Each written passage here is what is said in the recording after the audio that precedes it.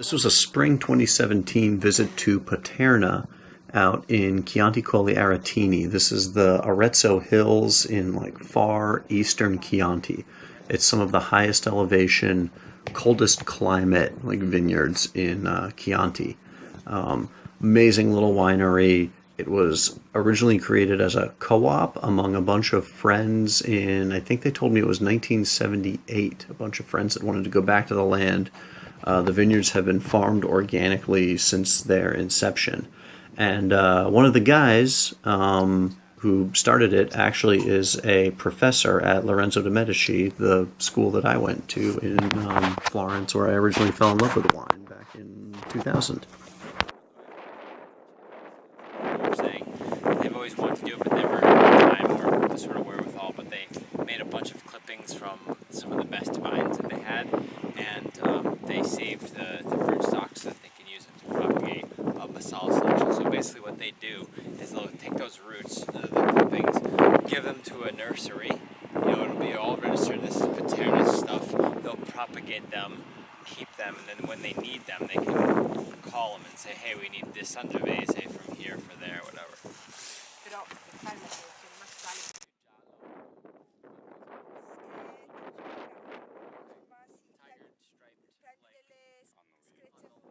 This is Claudia, the woman who's sort of in charge of the winemaking now, talking about Esca vine disease.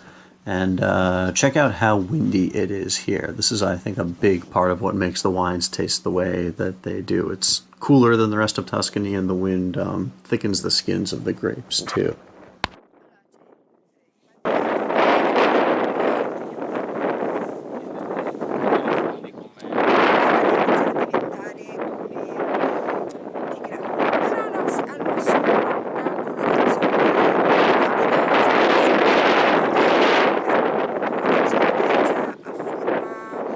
Questo antico vitigno, sempre autoctono, che era stato abbandonato alla fine degli anni 60 perché è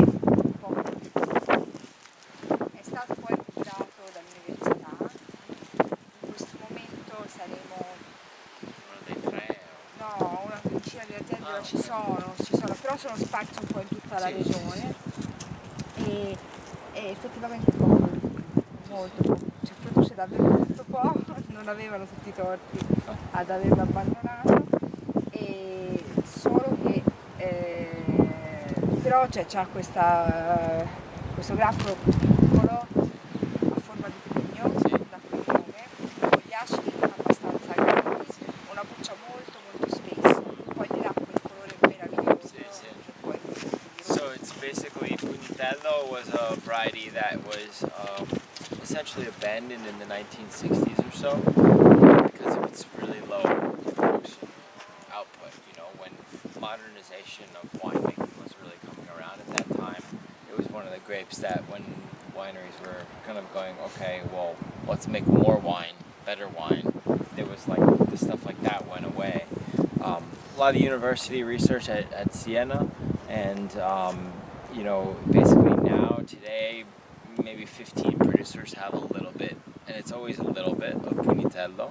And it's true, she said it really produces not a lot. It's a pain in the ass to work, but they like having it. And that it produces Pugnitello means pugni means fists and to punch, and it makes basically the grappoli that makes the bushels of berries look like little fists. And so you end up with, what's really cool about it is it has big berries and thick skins and lots of color, and that's why you get this really intense color out of it. So you could imagine in the old days it was one of those grapes that was sparse but gave a little bit of potence to the wine. So that was why it would be mixed with the Sangiovese, which was always a little leaner and lighter. So now, ora avete quanto Pugnitello? Sono 8.000 metri. 800.8 hectares. 800. Non era mai Pugnitello in purezza. No, era già il taglio, e poi dopo però è stata una parte nella barrica, una parte è stata in cemento e poi è stato messo insieme. Questo perché il pugnivitello ha questi tannini molto importanti, che però sono anche una caratteristica del vino, e quindi il legno tendeva a arrotondarla un po' troppo Sì. e manteneva solo l'eleganza. L'acciaio invece ci sembra che lo mantenga un po' più vivo. Quindi questo messo insieme Messo insieme ci piace abbastanza. Quello era per 13. So basically the white wine comes in, instead of going right in, it's destemmed, pressed, and then goes into the stainless steel for fermentation. One small part of the wine is macerated. La macerazione bianco quanti giorni fa? Un paio? Qual è la percentuale?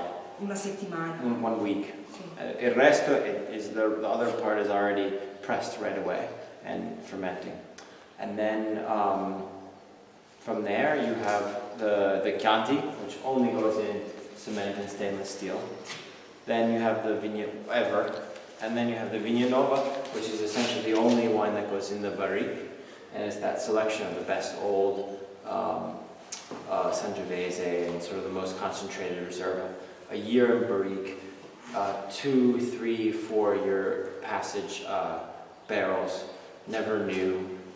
Maybe once in a while, of the 10 or so barriques here, one of them's new, obviously, you gotta get new one once in a while. And then the Pugni Rosso, the other one, is once it's assembled, it's essentially, you have the blend of Pugnitello and the red Sangiovese and Colorino. And that part of half of it essentially went to cement and half of it went into the barrique, because the barrique gives a little bit more elegance to the wine, but the thing about Pugnitello is actually its punch. And so to maintain a little bit of that sort of power, they keep the other in the cement, and that gives it sort of a balance. That's with 2013. They're still trying to figure out the sort of exact, not exact, but what works best for the Pugnitello. Hey everybody, so now that you've seen all of that, I wanted to do a little tasting of the Paterna Chianti. I'll see if I can balance my wine glass on the arm of this rocking chair.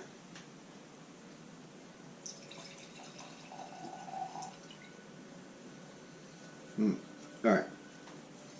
So this is 2015. Sangiovese, 90%. And then a little bit of Canaiolo and Colorino in it. It does not say Pugnitello on the back of the label here, but it's possible there's a tiny bit of Pugnitello in it. Although I think they only do that in really good vintages, or in bad vintages when they need to like sort of reinforce the Chianti. So anyway, 2015 was an awesome year, so they probably didn't have to do that. It was a very warm year, but I think for where they are, being like higher elevation, like a relatively cooler part of Tuscany, I think based on this wine, it worked out really well. This is definitely a more substantial like wine than I think of Chiantis usually being. Like it's more muscular and darker and earthy. Although, geez, right now the nose is beautiful. It's like floral. It's very clean, pure. Roses, cherries, like fresh, bright cherries.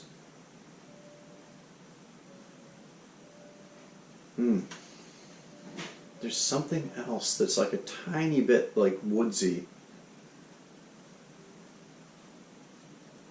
Yeah, like woodsy, brambly, something like that. There's a very slight dark undercurrent to the aroma, but the aroma by and large is very like pure, fresh, bright, pretty.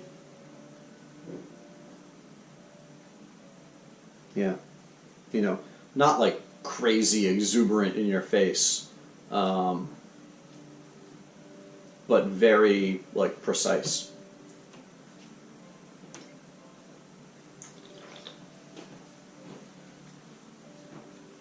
Same thing on the palate. Clean, excellent acidity, juicy. The fruit isn't huge. The fruit doesn't like overwhelm the wine. It's got very nice tannins in the back of the wine that are, you know, right like in balance, right in tune with the acidity of it. The acidity and the tannins are balanced very well. The fruit is like clear and clean. The tannin just draws the taste out, holds it in your mouth.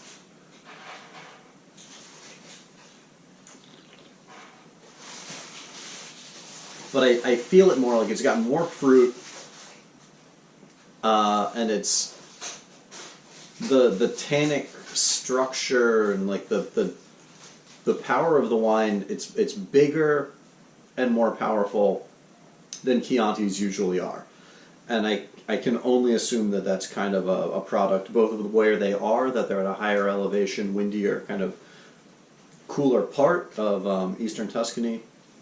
But then also the 2015 was like a big, warm, particularly ripe year, and so it made a more powerful wine.